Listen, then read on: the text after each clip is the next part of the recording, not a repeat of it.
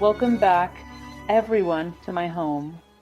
We will begin what has been much anticipated, which is the guided reading of a new book. Everyone knows we're working with Heinrich Zimmer, the German writer who wrote this book, which is very little known abroad. I'm giving you a quick rundown. Actually, this book's original title, a peculiar one, is The King and the Corpse. Seems in some translations they didn't find the original title appealing, which it isn't. And they added a subtitle, Tales of the Soul's Conquest of Evil, just so we can get a bit familiar. This book, in general, much of Heinrich Zimmer work, is based on the symbolic interpretation of sacred traditions of tales, especially from India.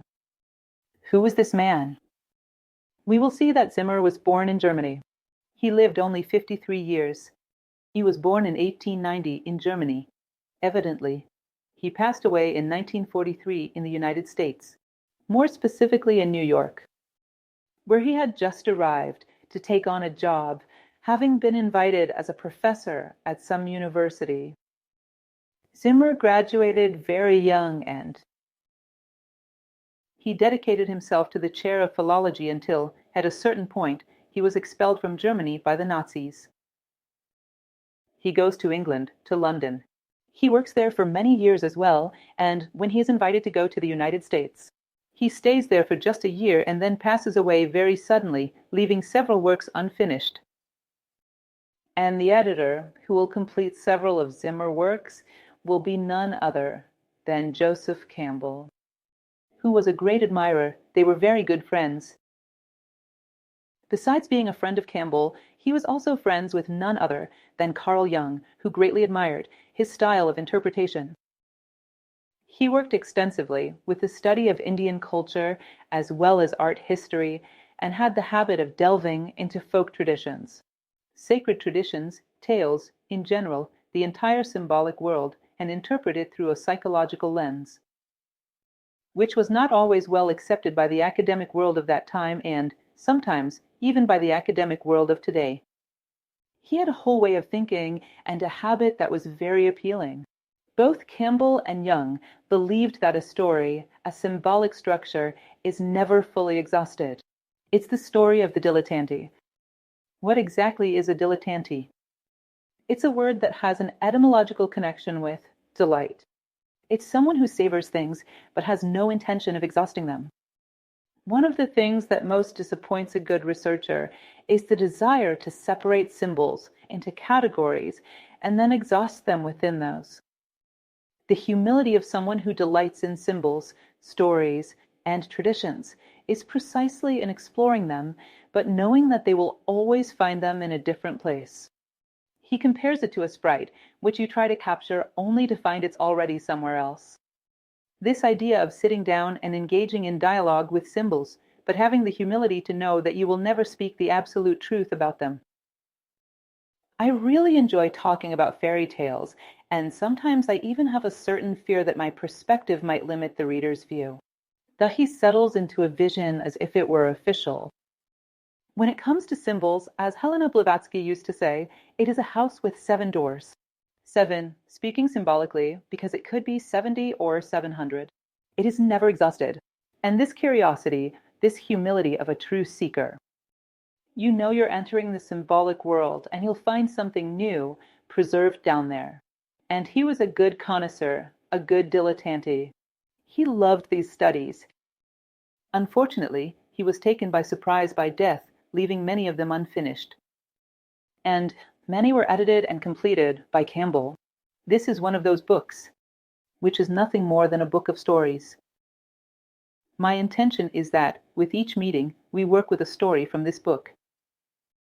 Today we will start with Abu Kasem's Slippers. For next week, let's see. A pagan hero and a Christian saint. This gives you time to read, to reflect, and don't forget, we are not specialists, because in our field specialization is very questionable. We are dilettantes. So your perception, suddenly, is something absolutely original. And it makes sense. There is no official version of any tale, any myth, or any symbolic sacred tradition. There are perspectives that complement each other, like multiple angles of a prism, which add up so that one day we can see the whole reality. For now, we are exploring a world that, for us, as rationalists, is still so unknown. It's an adventure. Today, then, we will tell this story, which is approached in a very interesting way from above. He will tell an ancient story and give it a psychological key that expands and unfolds it. It's usually a story that's seen as a fable with very shallow content. He has this ability. He must have been very imaginative, very creative, and truly a lover of symbolism, because it draws out several interesting psychological keys. Who was Abu Kasem? He was a merchant from the city of Baghdad. And true to a tradition of merchants, misers, he was extremely miserly. He had the habit of always making excellent deals. I mean, where he had a profit above the normal or above the fair. And he usually had practically zero expenses. On personal expenses, on survival, he spent absolutely nothing or almost nothing, just the bare minimum to survive. So, on one occasion, he had just made an excellent deal where he took advantage of a merchant who was almost bankrupt. And he bought a huge quantity of crystal bottles for a price far below what they were actually worth. He doesn't have much ethics. He's not very interested in the well-being of others, only in his own profit. And, shortly after, he is lucky enough to also make a deal where he buys a large quantity of rose essence. Combining these two things would yield a fabulous profit. And he feels very happy about this new, successful deal. It turns out that Abu Kasem, in addition to his usual displays of miserliness, he had one that was very peculiar, which was known throughout Baghdad for it, which were some babushes, a type of shoe like a slipper. And these slippers were extremely old, extremely worn out, extremely corroded, and he wouldn't replace them. They were so full of patches and nails, it was a hideous, dirty, and old thing. Everyone knew Abu Kasem for those terrible and hideous slippers. When he arrives, then, he decides to go to a bathhouse. He leaves his merchandise at his house. It was something he did very rarely, because it was a luxury. But he feels entitled to a small indulgence, because, after all, he was going to make a lot of money. When he arrives at the bathhouse, he meets a friend. And his friend says, "Look, Abu Kasem, you've become a joke in town because of those ridiculously old, worn-out shoes. You could use a bit of your money. You have so much, and you could buy some decent slippers. A shoe that wouldn't make you look ridiculous." And he talks to him, and he looks and says, "Well, but they still fit." And all that resistance, all that stinginess, all that excessive love for profit, the two of them go in to take their baths and leave their shoes in the room. But soon after, the Qadi of Baghdad arrives, who was like a mayor, a ruler, and he also heads to the bathhouse. And he also leaves his slippers there, which were magnificent footwear, befitting a high authority. Embroidered with golden threads, marvelous. Well, someone, playing a prank on Abu Kasem, hides his slippers and leaves only the Qadi's slippers. Since his friend had left earlier and they had already had the conversation about the need for him to buy other shoes. When Albuquerque comes out and sees that magnificent pair, almost new and so luxurious, he says, "Look at my luck. I won't need to spend money. My friend took pity on me because I don't have a decent pair of shoes and bought me these. Marvelous." In other words, he was so thrilled with his previous good purchase, with the great deal. He thought that luck had smiled upon him and that he had been spared from spending some coins on new babushes. And he put on the Qadi's babushes and left. It happens that, when the Qadi and his aides leave, they look for and can't find his shoes, his footwear. Just that hideous thing, hidden behind a curtain, that hideous thing that everyone in the city knew who it belonged to. Abu Kasem. They go after him and find the criminal, so to speak, with the evidence of the crime on his feet. He was very astonished by all of it. He is heavily criticized. Accused of theft, he feels very embarrassed. But, in the end, the shoes are exchanged and he returns home with his babushes. When he gets home, he is already very irritated because he had been through an embarrassment, almost ending up in jail. He decides to get rid of those shoes, which he should have done a long time ago. So, he takes them, poof, throws the babushes out the window, and they fall into the Tigris River. And there were the fishermen gathering their nets. And when they pull in the net, they feel something heavy, thinking it was a fish, but it was the blessed babushes of Abu Kasem. Since they were full of tacks, which he had put in trying to repair them countless times, these tacks had torn the fishermen's net in several places, causing them a great loss. This already made them irritated, considering that Abu Kasem was a character who wasn't very well liked. And evidently, those were his babushes. Then, very irritated, these fishermen take those babushes and throw them into Abu Kasem's house through the window. It turns out he had taken all those crystal bottles, placed the essences inside, everything neatly arranged on top of a table. And the babushes, as they come in, start breaking everything, destroying everything. When he arrives, he is horrified to see the damage that had been done. Then he decides he's going to get rid of these babushes once and for all. He goes out with them. It's curious. He never asks any servant to do this for him. He takes the babushes himself. He goes out with them and heads to a water reservoir that was a bit far from the city. And he throws his babushes. There, now I've gotten rid of them. But this reservoir that supplied the city, at a certain point, those babushes clogged the channel that carried water to the city, and people go there to see what was blocking it, what they find there. Abu Kasem's babushes, everyone knew they were his. They become furious and take them to the city hall. The council demands that a hefty fine be imposed on Abu Kasem. He is summoned to take his shoes back and pay a huge fine. He feels extremely embarrassed, very angry about the huge loss it was causing him. Then he decides, you know what? I'm going to bury them in the backyard of my house. He goes there, digs a hole, puts the babushes in, and throws the dirt on top. A neighbor sees him doing this. Well, this man is wealthy. No one knows where he gets so much money from. Imagine, he must be digging up a treasure. For sure, that darned one. Abu Kasem discovered a treasure in his backyard and didn't tell anyone. That's against the law, because all treasures discovered in Baghdad belong to the caliph. He's hiding the gold. Illegally. He goes and reports him again. And then he's forced to pay an even bigger fine. He's there. He digs up those babushes and says, well, what am I going to do with these now? He decides he's going to burn them. But since they were still very damp, he decides to place them on his porch to dry in the sun, so that later he can throw them into the fire.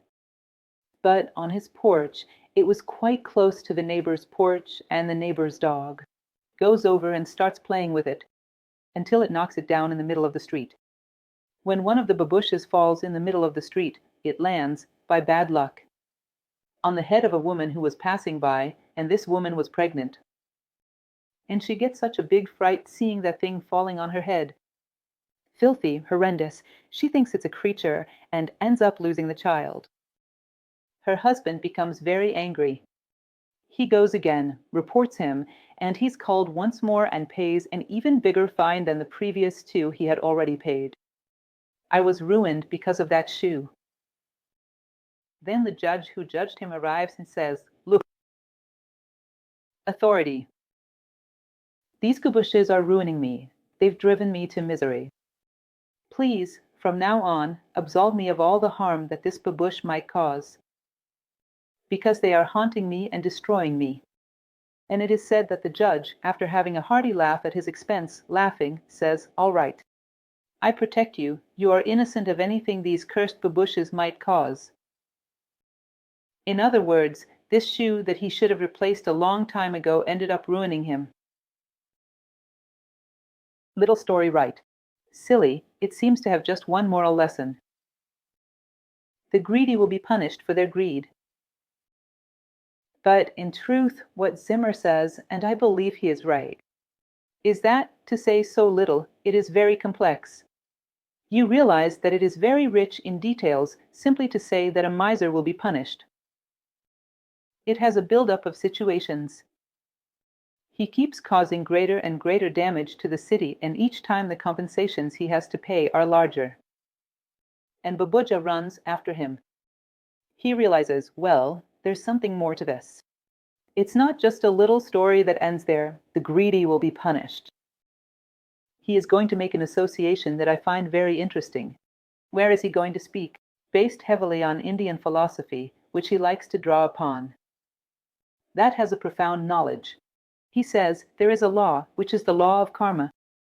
And this karma, at a certain moment when we, out of distraction, out of inattention, fail to watch over our path closely, we open a crack of opportunity where karmic precipitations fall upon us.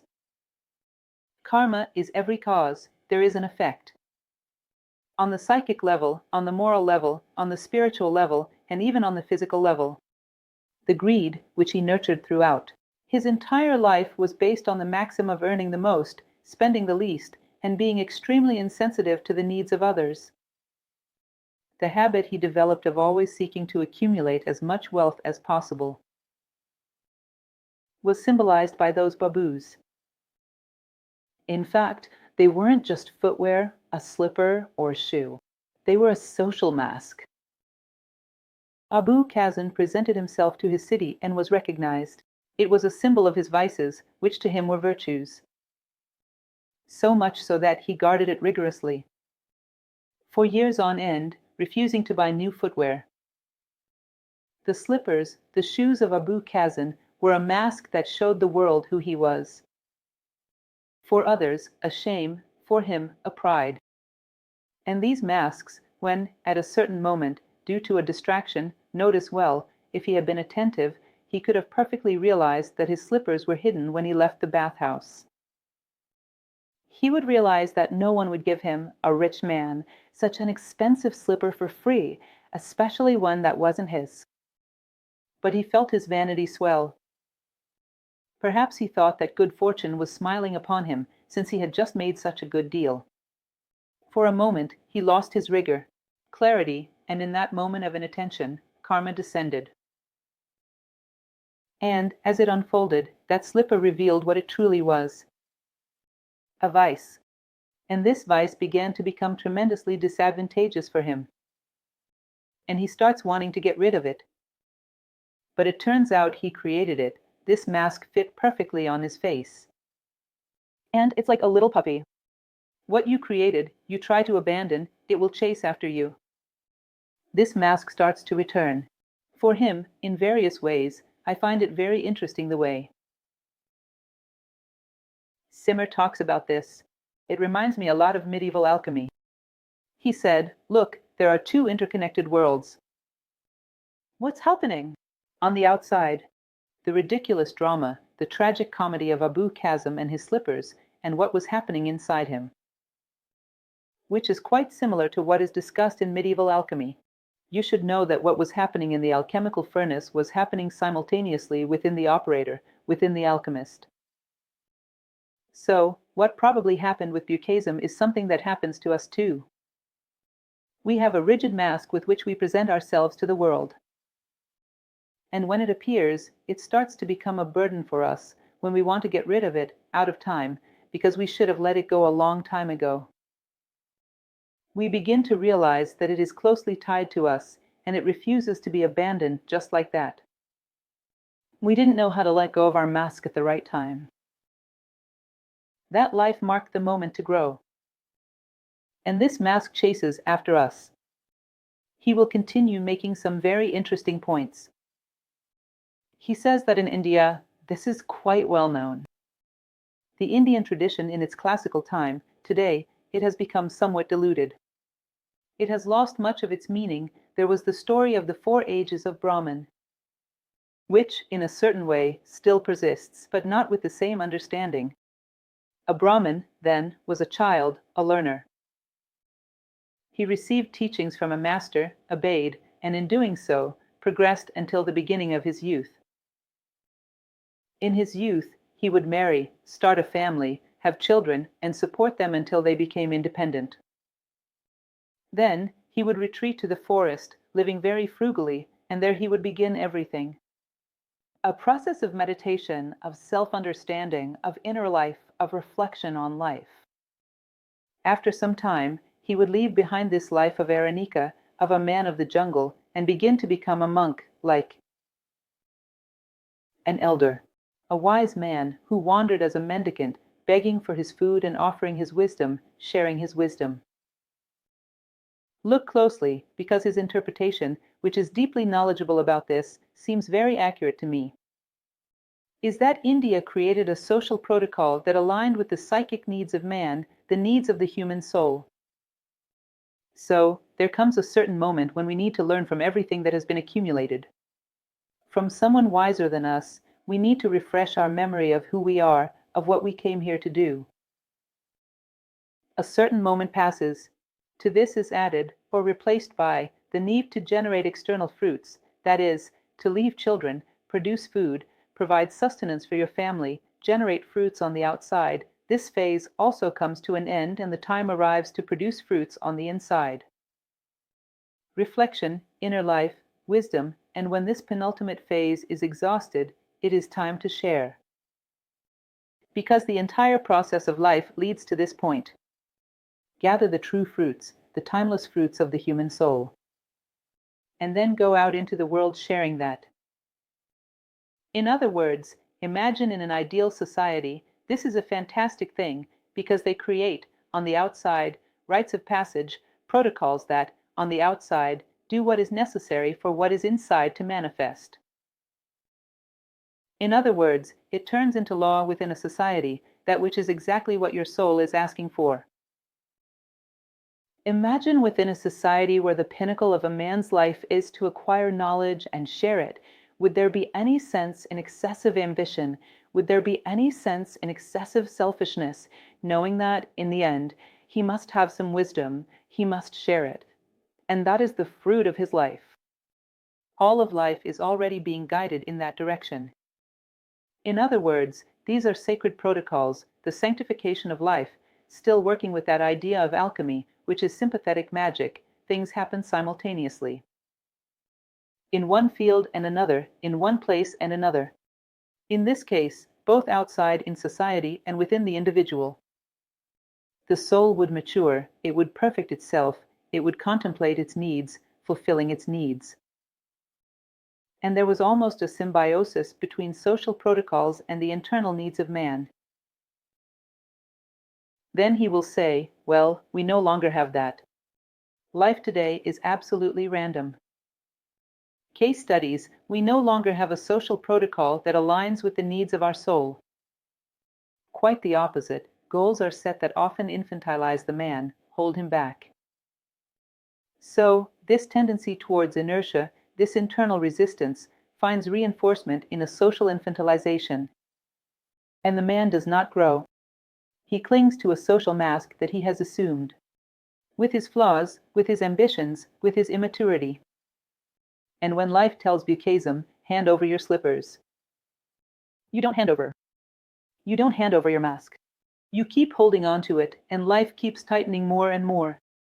And these opportunities to become more and more human that you keep losing, generating karma. And there comes a certain moment when you ionate the circumstances of life so that they affect you at the point where it is necessary. To tear off your mask, to tear off your slippers. So, imagine, going back to the little story, everywhere, in every corner of the planet, there are slippers that get mixed up, shoes that get shuffled in a waiting room and are sorted out, without major consequences. There are shoes everywhere that fall into rivers and are absorbed, disappearing without major consequences.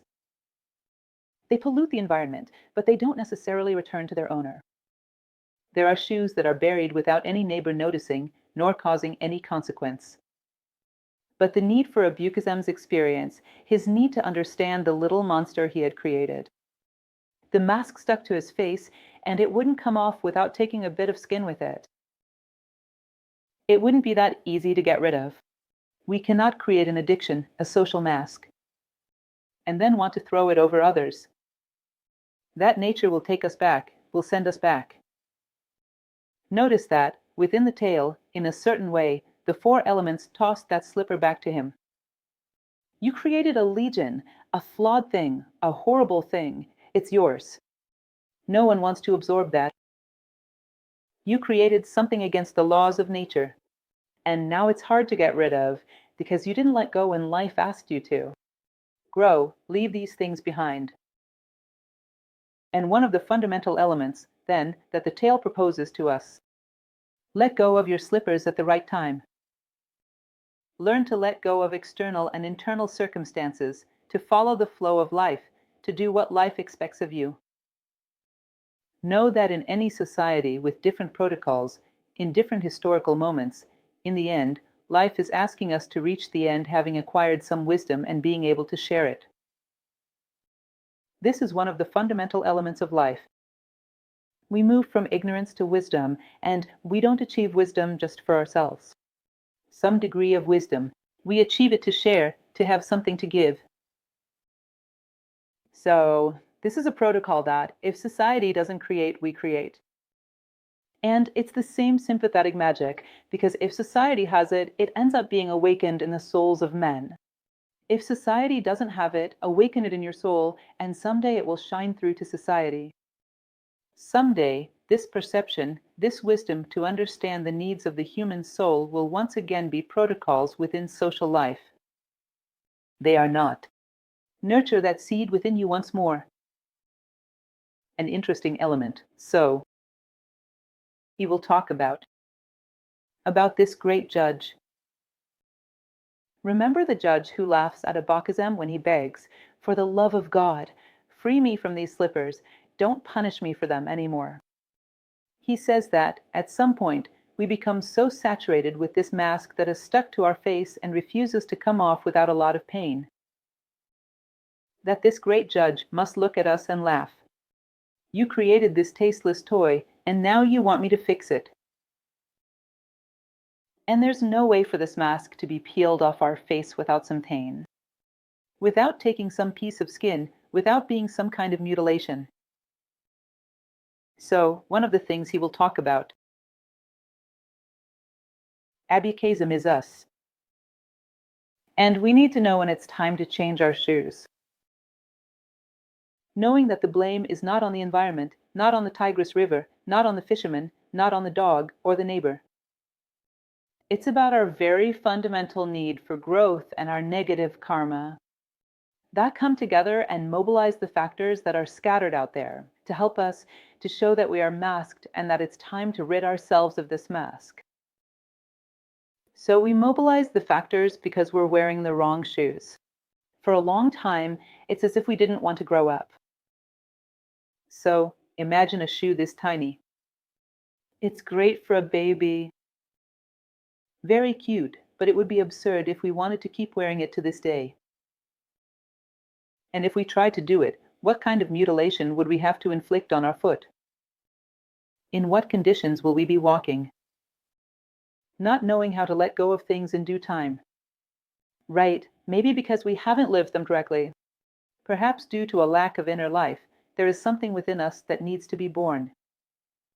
Our mission, our identity, must come to Iona. And by holding on to it out of childishness, out of immaturity, by not wanting to follow the course of life. It's like a mother who doesn't want to let her childbirth happen, her child come into the world.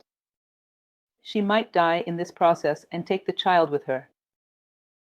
So, we hold back the cycle of life due to a lack of understanding of what life itself is, and what it expects from us, and sometimes, this chaos in the life of Abu Kasem is nothing more than the revenge of our unlived life. That wants to tell us, hey, see me in here. Please, take off this gear. You are suffocating me. Please, take off these shoes. You are crippling me, and I need to make you walk. Notice the sophistication of a writer being able to draw so many conclusions from a little story that seems like a mere traditional fable.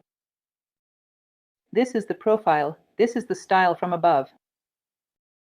And I hope you can reflect as well and engage in this exercise.